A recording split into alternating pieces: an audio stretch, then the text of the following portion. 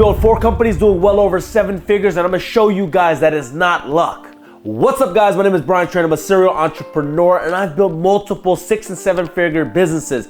And here's the thing, I don't have a PhD. I'm not the smartest guy in class. All I have is 3 things. So wait till the end, and I'm gonna share with you guys the 3 things you need to dominate business.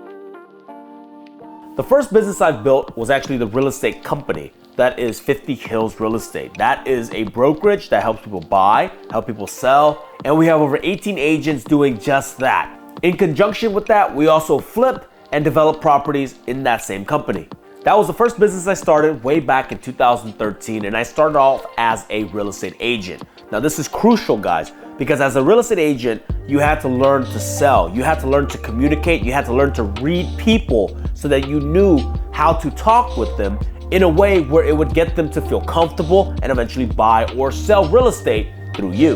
That was a key foundational piece that would later allow me to open up multiple companies, because if you can sell, you can literally do anything. They always say that sales is the lifeline, the blood of the heart, and that's what keeps the body going, right? And I agree 100%. If you do not know how to sell, it's gonna be very hard to start and manage multiple companies doing over 7 figures.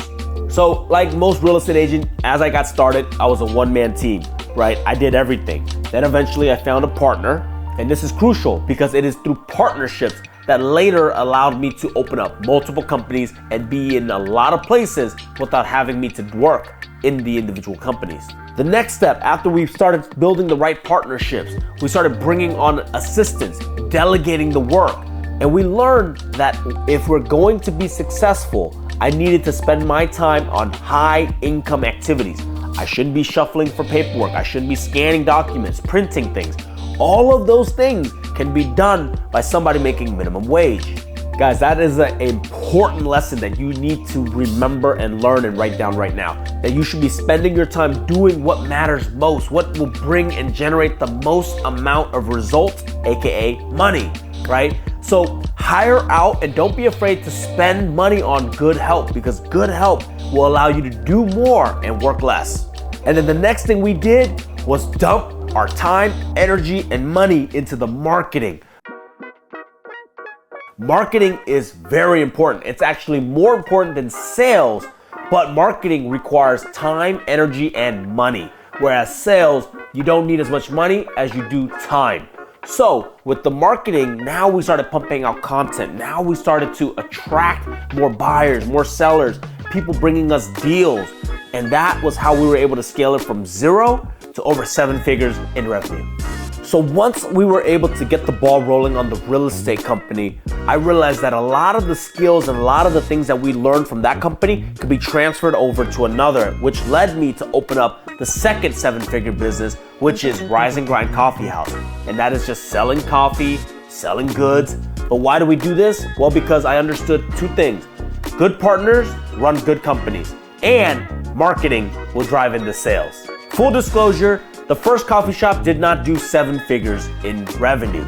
It was after opening up the second and then the third that we were able to jump up and do these kind of numbers. But how do we do it? Well, we put the right management in place. We put the right marketing to drive in the sales. And at the end of the day, it was just being around good people that were loving the company, and that snowballed into a cult-like following. You know, it's important to note that I didn't know very much about coffee. As a matter of fact, I didn't know very much about real estate either. But once I jump into something, I know to bring the right people around me, the people with the experience, with the knowledge, and get them around the vision of what we're trying to build. Getting them to believe and therefore show us the way, help us hire the right people, is what made it very successful. Okay, so here's a tip, guys.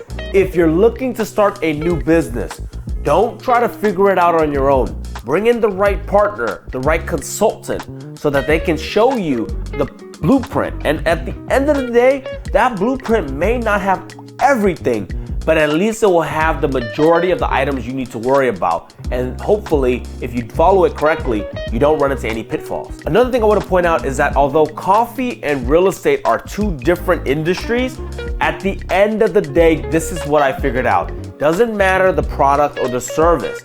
but the core principle of being in business are all the same. You have to manage your funds. You have to spend money on marketing. You have to manage people. And ultimately, you have to turn a profit. So if you can master those 4 things, it doesn't matter which business you're in, you're gonna be able to figure it out and turn a profit, and you too can create a 7-figure business. And guys, this is the big one. It was opening this 3rd business, and today this is probably one of my biggest one, but after taking what we learned from real estate and from the coffee, we were able to develop and build out the virtual assistant company, and I learned a lot doing this one. So the first thing we did was that with this company, we decided we weren't gonna be part of the company. We wanted to be the owners. We wanted to be the investors, the chairman of the board. I didn't wanna actively work in the company and deal with the day-to-day. And so what we did instead was taking the core principles over here, we went and built out the C-suite. Now what is that? We put in a CEO, we put in a COO, we put in an HR department, we put in a sales department, we put in a client service department. We built out the whole company and we hired everyone trained specifically for that task. This was the first company that we built where the owners were not involved in the day-to-day. As a matter of fact, all we had to do was share the vision, share the goal, and put out the KPIs for the team to follow. And this was an absolute game changer, guys, because by not micromanaging, by not being in their way, they were able to take the company and grow it exponentially faster than we could have. That company went from 0 to 7-figure in year 1. It was the fastest that we were able to do it. As a matter of fact, for 50 Hills and for Rise and Grind to hit 7 figures, they took over 3 years. So this one was able to do it in 1. That was very impressive for us. And to be honest, guys, if I didn't start the other 2 companies, there was no way that I would have been able to do this company in this fashion. Why? Because I knew that by running those other 2, what the core principles and core values we needed. After that, it was pretty easy to do this because all I had to do was find the right people who fit the right mold, who were good at what they did, and let them go to work. But if I didn't do those other 2 companies, I wouldn't know what to look for. I wouldn't have had the experience to see what good talent, good people, good partners looked like. The 4th company, again, I didn't want to open up more brick and mortar stores, but like I said, at this point, it got so easy just opening stores that it's like clockwork. And so the 4th company is Honey Bear Boba, and that company really took off right from day 1. We were able to put the same management company, the same people in place, and they basically were able to take that store, reduplicate everything that we did at Rise and Grind, and from day 1, that company started making money. Why do I tell you guys this? It's not a flex. But ultimately, guys, it's that if you learn to build out the right team, the right management, and know that with every business, as long as you can master sales and marketing, it doesn't matter the product or service, you will absolutely crush it and excel. This next company that we built, even though it's smaller, we took everything we learned from 50 Hills, from Rise and Grind, and from the VA Hub, and we were able to open up Honey Bear Boba. And like I said, although it's smaller than the other companies, the beautiful thing about it was that we learned to take the management, to hire the right people, and now I never go to that store. It is purely me just collecting the profit and allowing them to do what they need to do.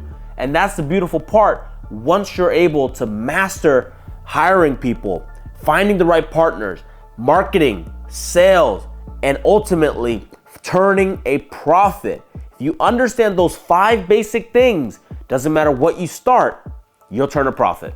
And as promised, guys, here are the 3 things that you need to crush it in business: grit, cojones, and trust your people to do the job. Don't micromanage them, give them the vision, give them the skills, and let them do their job. And the last tip I'm gonna leave you guys with before I end the video is your first business is always your hardest one. It's the one where you're gonna make the most amount of mistakes. It's gonna be the one that is gonna cause you to wanna quit.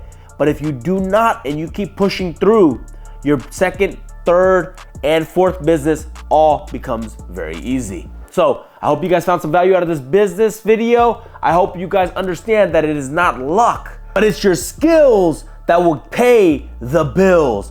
Like and subscribe. I appreciate you guys. Peace.